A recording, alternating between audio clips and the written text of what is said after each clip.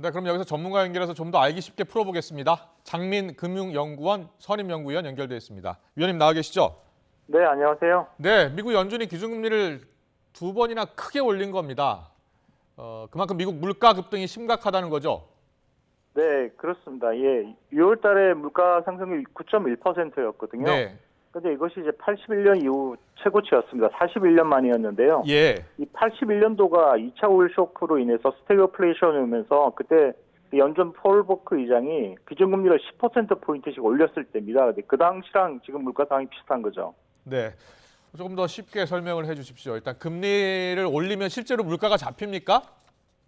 아직 금리를 올리면 어쨌든 그 소비라든지 투자라든지 이런 이제 수요를 좀 위축시키는 효과가 있습니다. 그리고 이제 그 일반인들의 기대 인플레이션 심리도 낮추게 하기 때문에요. 네, 물가 상승의 압력을 완화시키는 데는 분명히 이제 기여를 할 수 있습니다. 예, 알겠습니다. 한미 기준금리가 역전이 됐잖아요.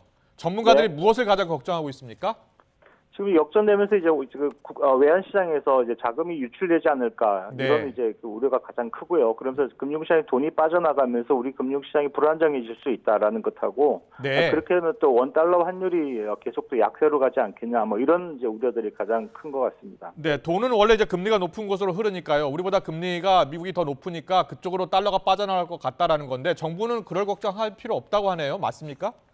예, 과거에도 우리나라랑 미국이 그 3차례, 3차례 이제 금리 역전된 사례가 있었는데요. 네. 그때도 자금이 유입됐습니다. 그리고 최근에도 보시면 뭐 금리 역전이 예상이 됐는데도 불구하고 이제 자금은 들어오고 있거든요. 그렇군요. 그래서 그러니까 외환 시장에서 돈이 나가고 들어오는 것이 꼭 그 내일 금리 차만이 아니고요. 그 나라의 네. 경제 펀더멘탈 이런 것들이 오히려 더 크게 작용한다고 생각합니다. 알겠습니다. 우리도 이제 기준금리를 그래도 올리긴 올려야겠죠. 왜냐하면 우리도 지금 물가가 많이 오르고 있거든요. 예, 그렇습니다. 우리도 이제 물가가 굉장히 빠른 속도로 오르고 있기 때문에요. 네. 지난번에 빅스텝에 이어서 앞으로도 좀 어느 정도는 금리를 계속 올릴 가능성이 뭐 큰 것으로 보입니다. 네, 지금 우리나라 기준금리가 2.25%인데요. 연말 되면 몇 %까지 오를까요? 지난번 총재님 말씀도 있고 또 시장에서의 어떤 영향 그 예상을 보면요. 앞으로 3번 금통위가 남았는데 네. 이 중에 한 2번이나 3번 정도 0.25%포인트를 인상한다면 연말이 한 2.75에서 3% 정도 올라갈 것으로 그렇게 예상하고 있습니다. 자, 연말에 3%가 되면요. 지금 주택담보대출 금리가 7% 정도 되는데 그러면 더 오른다는 겁니까?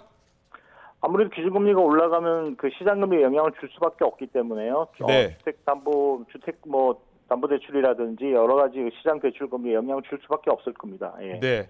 오늘 주식시장 걱정이었는데요. 안정세를 보이고 있네요. 어떤 이유 때문일까요? 그러니까 주식시장에서는 이번에 이제 물가 상승세 때문에 연준에서 혹시라도 이제 1%포인트씩 올리는 이런 이제 빅스텝을 훨씬 더 높은 울트라 스텝을 가지 않을까 이런 우려가 있었거든요. 네네. 이런 우려가 이제 해소가 됐고 또 연준 파월 의장이 이번에 그 FOMC 이후에 발표를 하시면서 앞으로는 이제 경기도 좀 볼 것이다. 그리고 이제 경기 상황에 따라서 금리 인상 속도를 좀 더 늦출 수 있다. 이런 이제 말씀들을 하셨기 때문에 시장에서 네. 이제 향후 금리 인상 속도에 대한 이런 이제 그 우려가 좀 완화가 된 것이 아닐까 그렇게 생각이 듭니다. 알겠습니다. 그런데요. 물가는 오르고 성장은 안 되는 그런 스태그플레이션, 경기 침체 가능성이 높아지고 있다고 하는데 실제로 그렇습니까?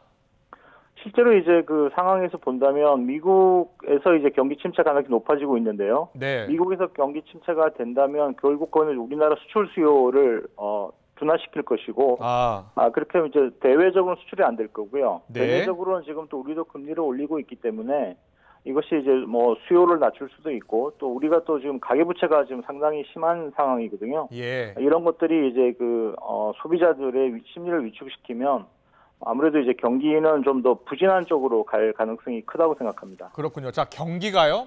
올해 말 그리고 내년 초에 더 나쁠 것이다라고 내다보는 전문가가 많던데요. 그렇게 보세요?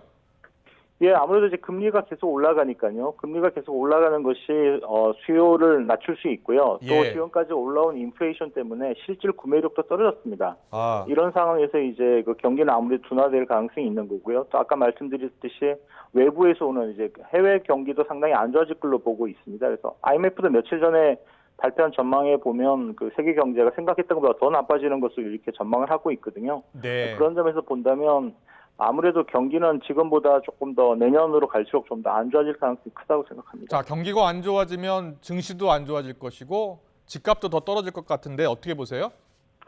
예, 뭐 금리가 상승하고 경기가 안 좋아지면 자산 시장에는 뭐 부정적 영향을 줄 수밖에 없거든요. 예. 그리고 또 우리나라는 가계 부채가 아까 말씀드린 것처럼 높기 때문에 뭐 주택 시장이라든지 증권에 상당히 안 좋은 영향을 줄 수는 있습니다. 그렇지만 지금 이제 그 전 세계 정책 기관이나 중앙은행들이 인플레이션을 제어하기 위해서 상당히 노력을 하고 있고 이것이 네. 이제 성공적으로 된다면 그렇게 과거와 같은 스태그플레이션이 이어질 가능성은 좀 낮다고 생각하고 있고요.